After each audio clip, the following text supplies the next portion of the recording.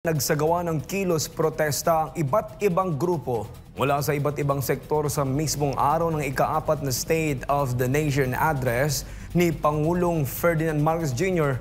May opinion rin ang isang geopolitical analyst kaugnay sa lagay ng bansa sa kalagitnaan ng termino ng kasalukuyang administrasyon.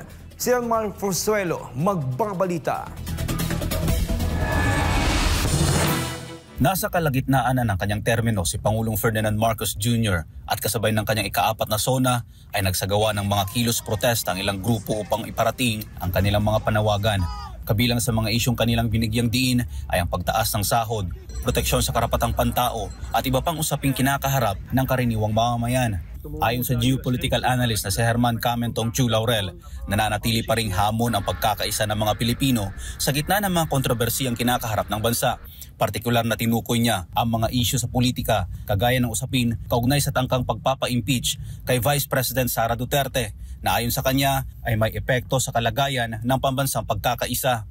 Biging dahilan sa pagkawatak-watak ng bansa po natin na ikinatutuwa ng Amerikano dahil po yung ating inaasahan na independent foreign policy na isinasagawa sana ni Vice President Sara Duterte ay hindi po magawa-gawa. Dagdag pa niya, isa rin sa mga naantala umano ay ang mga proyekto para sa joint oil and gas exploration sa West Philippine Sea. Ang masaklap kung dati sa panahon ni Presidente Duterte noong 2017 at 2018 ay nagkaroon na po ng Memorandum of Understanding na magkakaroon ng joint oil and gas exploration and exploitation na venture 60-40 a pabor ng Pilipinas. Ito po ay hindi lang naantala. So far wala na pong development dyan.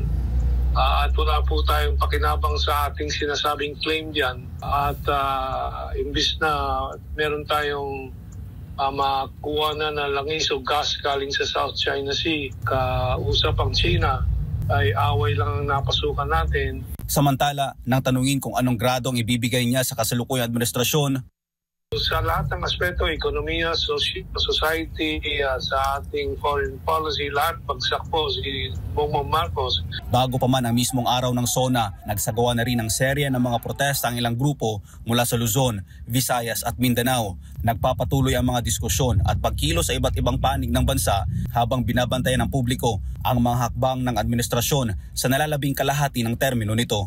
Para sa Diyos sa Pilipinas kung mahal, Elmar Forzuelo, SMNI News.